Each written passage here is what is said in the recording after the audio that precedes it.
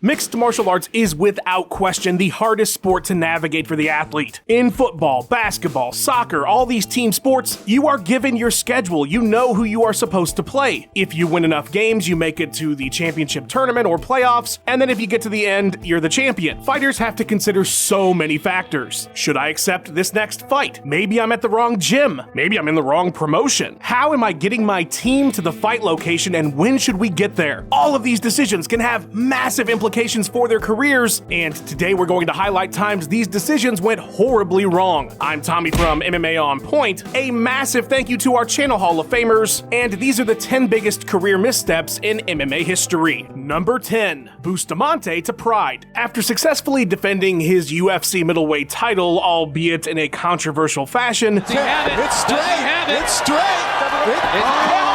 McCarthy says you're fine. That was also close. Still working to go. There's the tap! It's all over! Murillo Bustamante had a decision to make. He could either stay with the struggling UFC as their champion, or go to Pride, which was booming and at their peak. Gee, I don't know.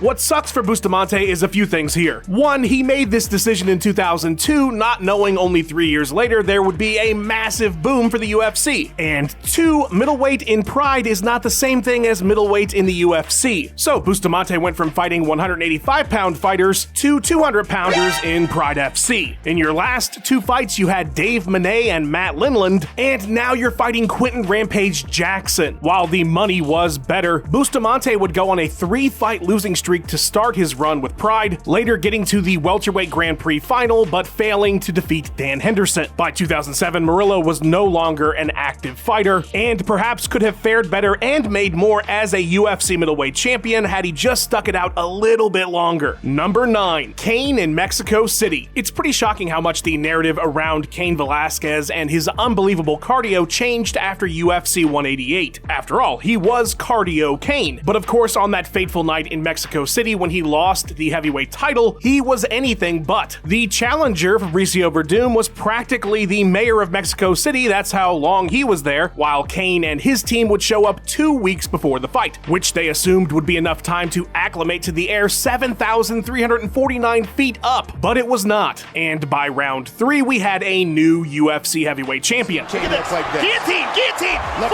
It is all over! It is all over! Kane would go on to say that afterwards, if he were ever to fight in Mexico City again, he would do his entire camp there for a full 2 months. And while a rematch was planned at sea level, unfortunately for Velasquez, that would be the last title fight of his career, as a host of injuries and problems with his back would essentially put him in semi-retirement. Number 8. Volk taking Islam short notice. Early last year, the UFC had a bona fide super fight when pound for pound number 1 Alexander Volkanovski moved up to lightweight to take on pound for pound number 2 Islam Makhachev. It was a battle for the ages, fight of the year, and in the eyes of many, Volk should have been given the decision. So of course everyone knew that a rematch was going to come at some point down the line. Should we do it again? Should we good? Maybe Abu Dhabi.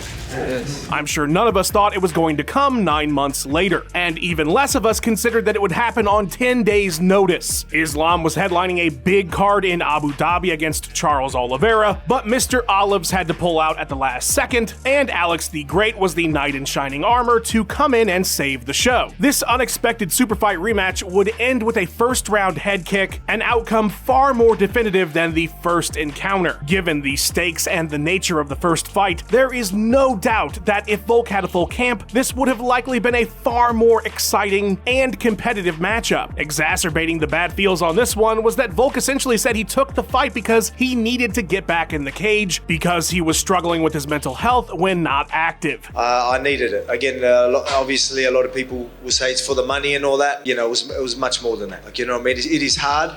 Like, it really is hard for athletes. Sorry. When I wasn't fighting or in camp, I just do my head in, you know what I mean? I needed a fight, and then this opportunity come up, and I had to do it. Yeah, this one just hurt all around, and you could argue that that head kick loss potentially affected him in that Ilia Topuria fight. Number 7, DC going past 40. We have seen time and time again that the hardest decision a fighter can make is when to retire. I mean, we could make whole lists, and we have, about fighters that went on too long that just couldn't let go. And to be fair to them, sometimes it's hard to know when that perfect moment has arrived. Unfortunately for Daniel Cormier, that moment came and went at UFC 230. It was truly the perfect capstone for his career. He had carved his own legacy at light heavyweight. He'd defeated the greatest heavyweight champion in Stipe Miocic to become the double champion. He saved that card against Derek Lewis in New York and became the first ever double champ to defend both titles. Even better, it was right before that mark of 40 years old where Cormier had said he would always walk away. By the time I turned 40 March 20th next year.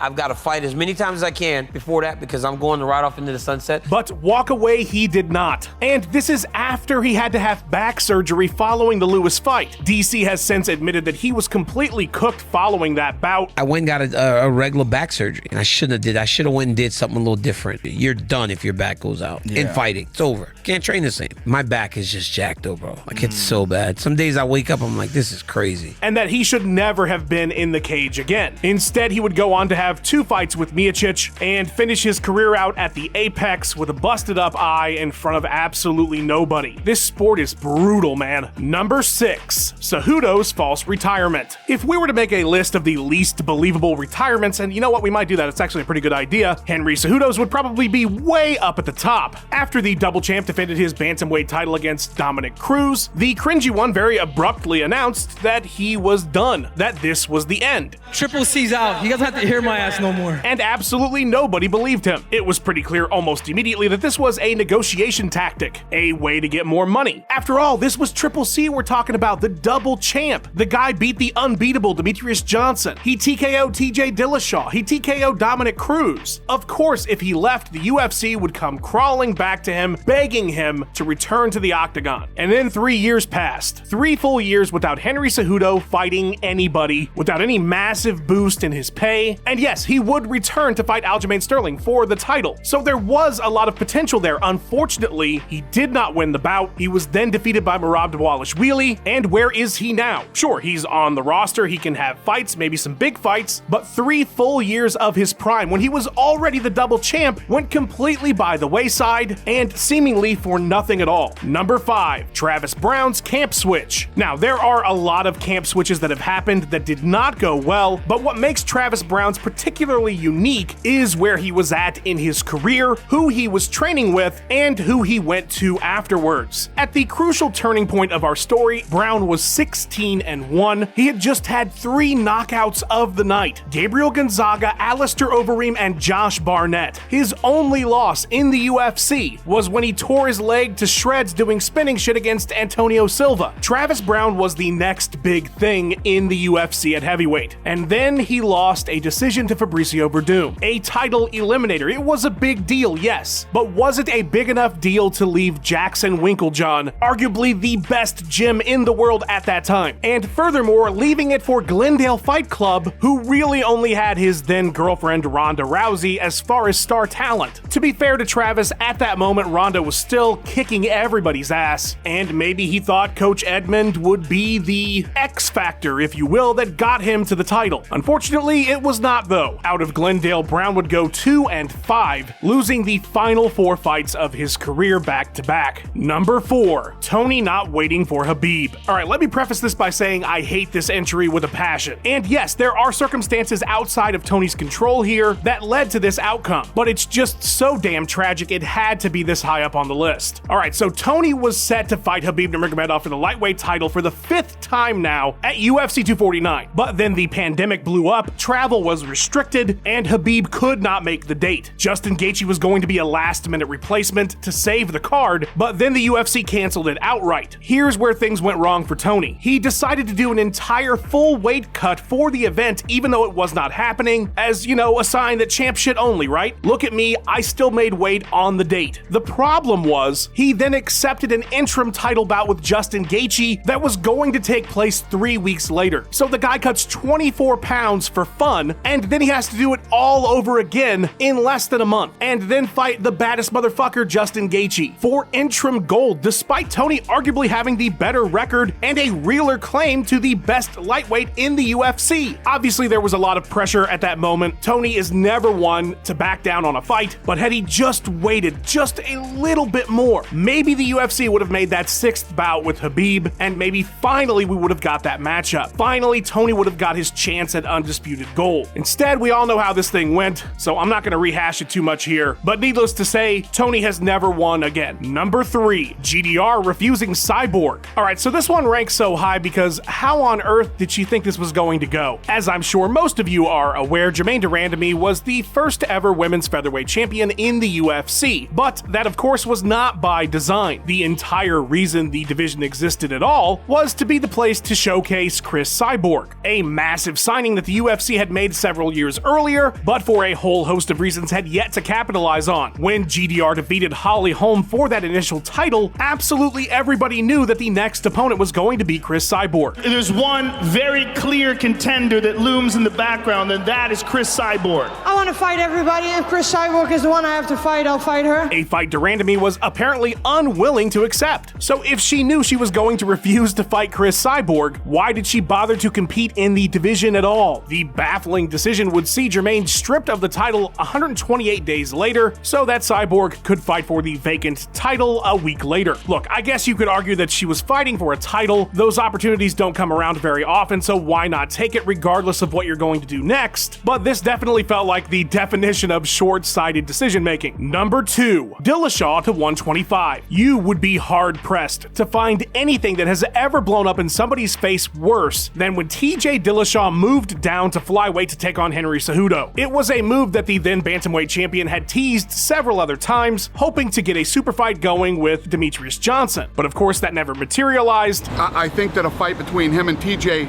Dillashaw would be something that people would actually be interested in, but he absolutely refuses to fight the guy. It's ridiculous. And Cejudo would go on to take the flyweight strap from Mighty Mouse. Still determined to move down to 125 and wreck the division, Dillashaw accepted a super fight with the new champ, and oh my god did things go horribly. So firstly, the weight cut was an absolute nightmare, and one of the scariest things any of us has ever seen in this sport. TJ somehow survived and made it to fight night, only for his completely depleted body to fail him in 32 seconds. But of course, the icing on the cake here is that Dillashaw would fail pre- and post-fight tests for EPO and essentially tank his career for more than 2 full years. Number 1, Holly not waiting for Ronda. Alright, so the reason this is number 1 is because never has a decision been more life-altering. If Holly Holm waits for Ronda Rousey, if they have their rematch, assuming as champion Holm would get pay-per-view points, this likely record-breaking event would have set her up for life. Okay, maybe not for life, I'm being a little bit dramatic there, but it would have undoubtedly been the biggest payday of her entire career. Holm wanted to be a fighting champion. She wanted to stay active. She did not want to wait for Ronda Rousey. This led her to accepting a bout with Miesha Tate that she would dramatically lose in the closing seconds of the 5th round. Now, you could argue that Tate, who also had a long history with Rousey, should have waited herself, but in that moment, she probably didn't have the leverage that Holly would have had directly after her first encounter with Ronda. Look, everybody loves a fighting champion and everybody loves Holly Holm, but given what could have happened and what did end up happening instead, it is impossible to say this isn't the biggest misstep in the history of the sport. You know who never takes a misstep though? The editor of this video, Luke Taylor. He always does a bang-up job on these. Please follow him on all his socials and go check out his YouTube channel. Another massive shout out to Ben C for the list idea. He is one of our channel Hall of Famers. We thank you all as well. You guys are so great. If you would like to join them, we have a new price on that. There's exclusive content, there's writers meetings, and you can make suggestions like Ben C did. Like and subscribe if this video helped you avoid a career misstep. Comment down below the biggest blunders you had thought of, and thank you so much for watching, guys. Have yourselves a wonderful day.